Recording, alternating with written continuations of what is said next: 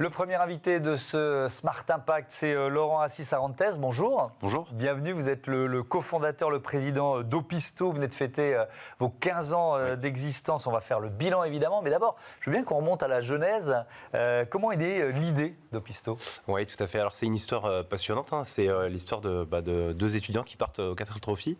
Ouais. Et donc on a découvert finalement ce métier de la casse automobile, comme on l'appelait autrefois. Maintenant on appelle ça des centres VHU, pour véhicules hors d'usage. Et donc on a découvert ce monde du recyclage automobile. Des pièces pour réparer cette 4L. Voilà. Ouais, et donc on s'est dit qu'il y avait quelque chose à faire pour moderniser ce métier et rendre plus accessible la pièce d'occasion. D'accord. Et donc vous créez cette plateforme, c'est ça, de vente de pièces auto d'occasion ? Voilà, l'objectif initial, c'était de créer une marketplace pour rendre accessible la pièce d'occasion à la fois aux particuliers et aussi aux professionnels.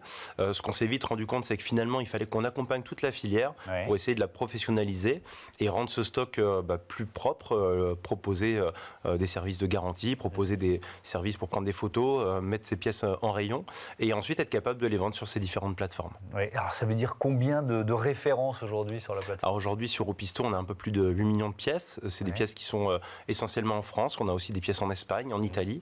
Et on continue notre déploiement un petit peu partout en Europe. Mais ça veut dire que dans une voiture, toutes les pièces auto sont concernées ?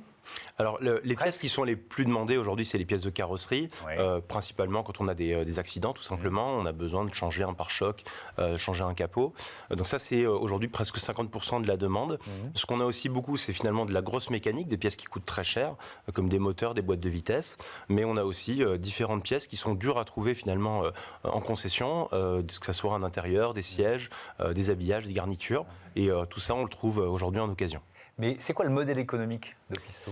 Alors, Opisto, aujourd'hui, diffuse l'ensemble de ses pièces sur nos marketplaces, donc opisto.fr et opisto.pro pour les professionnels, et prend une commission sur les pièces qui sont vendues sur la plateforme. D'accord, donc vous êtes un partenaire, alors moi je continue de dire casse auto, mais un partenaire de ces centres pour les véhicules hors d'usage ? Oui, voilà, alors on est plus qu'un partenaire, on est vraiment un accélérateur de croissance aujourd'hui. Il faut savoir qu'aujourd'hui, à peu près une pièce sur 5 qui se vend en occasion se vend sur notre plateforme en France, donc c'est vraiment un accélérateur aujourd'hui. Avant, les pièces se vendaient essentiellement au comptoir, et donc les véhicules avaient du mal à être valorisés pleinement. Aujourd'hui, on donne vraiment une visibilité à toutes ces pièces d'occasion et on accélère la commercialisation de ces pièces. Avant, en fait, on passait à côté de pièces d'occasion. Est-ce qu'on peut dire ça comme ça ? C'est-à-dire que c'était difficile d'avoir une vision un peu générale du marché ? Je pense que c'est vraiment l'objectif, c'était de démocratiser la pièce d'occasion. Je pense qu'avant, elle était méconnue et elle était peu accessible. Aujourd'hui, finalement, on prend un ordinateur, un smartphone, on fait une recherche, on tape directement son immatriculation, on trouve la pièce qu'on recherche et on se la fait livrer chez soi, elle est garantie, on a un service après-vente. Donc finalement, on a essayé d'amener ce qui se faisait dans l'e-commerce classique et l'amener à la pièce d'occasion. Mais alors justement, il y a aussi évidemment un enjeu de sécurité. Vous êtes responsable des pièces d'occasion ou les centres de véhicules hors d'usage restent responsables ? Alors nous, on a une charte de qualité qu'on travaille avec les centres VHU. L'objectif, c'est vraiment de standardiser l'offre et d'y amener à la fois de la qualité du service. Donc les pièces sont testées, elles sont contrôlées, elles sont garanties. Il y a des services après-vente qui sont mis en place et tout ça est porté par le centre VHU qui, lui, va garantir la prestation de bout en bout. Quel bilan vous faites, là, 15 ans après la création d'Opisto ? 15 ans après, on voit que la pièce s'est fortement accélérée. On a de plus en plus de demandes. Comme je disais, aujourd'hui, une pièce sur 5 qui est vendue sur nos plateformes. Donc c'est énorme, ça s'accélère de plus en plus. Comme je l'ai dit en introduction, on a plus de 8 millions de pièces. On en a de plus en plus aujourd'hui sur notre plateforme. Et puis un chiffre d'affaires qui s'accélère.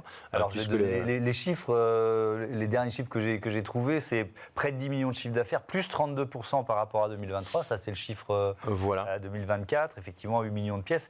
630 centres VHU clients en France, en Espagne, en Belgique, en Italie. Cette croissance-là, c'était la même les années précédentes ? C'est une tendance... Alors, c'est une croissance qui s'est accélérée après le Covid. On a eu de plus en plus de demandes et une transformation un peu du secteur, puisque finalement, ne pouvant plus se déplacer pour aller dans les centres, les réparateurs se sont orientés plutôt pour acheter des pièces sur Internet. Des services sont mis en place, comme des services de drive, des choses comme ça. Donc, finalement, ça a permis vraiment d'accélérer. Pardon, qu'est-ce qui booste la filière? Plutôt les pros?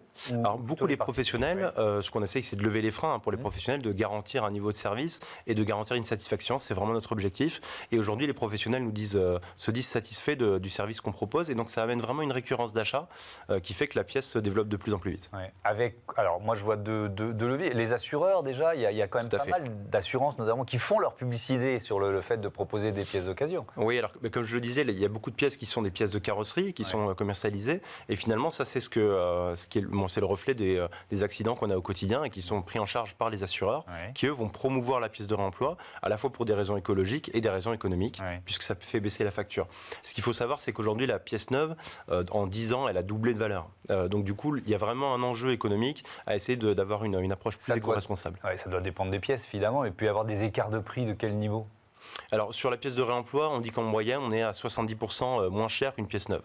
Maintenant, ça fluctue en fonction de l'offre et de la demande. Sur des pièces récentes qui sont plus rares, on est un peu moins performant, mais on a quand même toujours un enjeu économique qui est très intéressant. Et les garagistes, est-ce qu'ils ont le réflexe?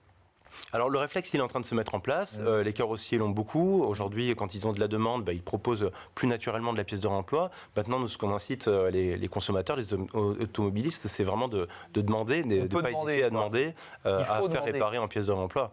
On a le droit aujourd'hui de demander. Le réparateur a le droit de refuser si vraiment il considère que la réparation n'est pas adaptée en pièce d'occasion.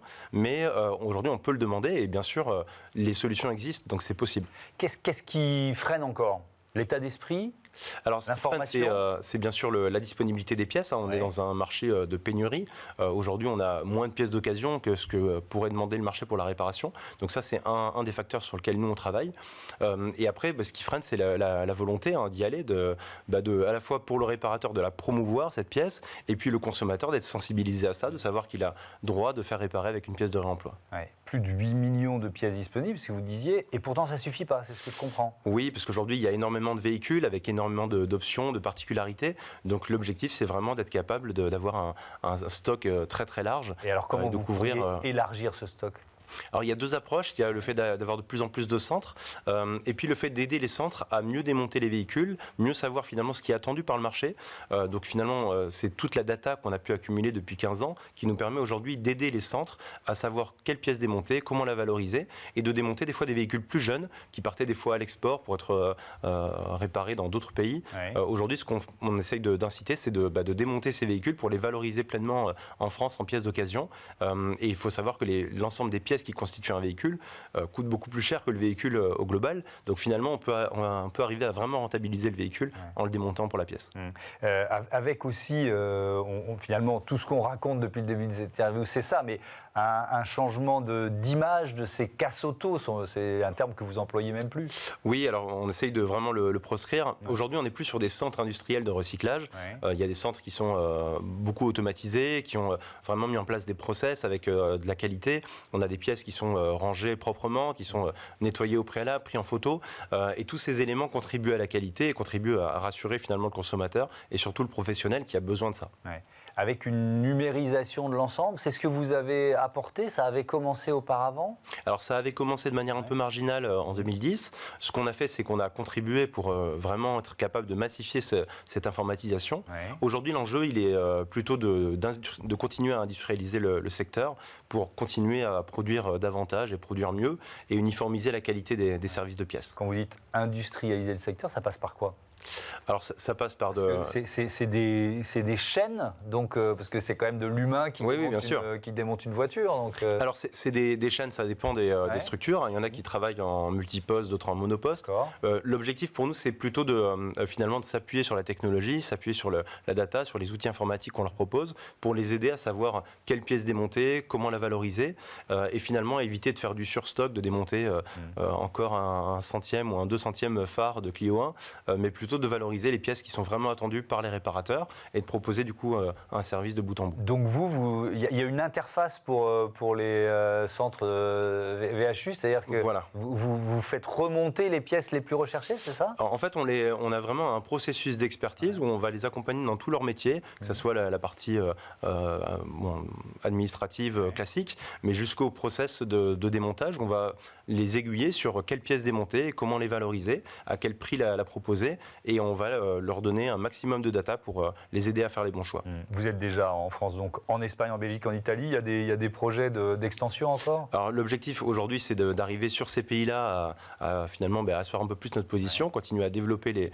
les parts de marché sur ces pays, et puis bien sûr continuer demain l'expansion européenne, mais de le faire de manière assez prudente. L'objectif, c'est vraiment de consolider tout ça aujourd'hui. Merci beaucoup Laurent Assis-Arantes, et à bientôt sur Bismart for Change. On passe à notre débat, comment développer le tourisme rural, le tourisme de proximité.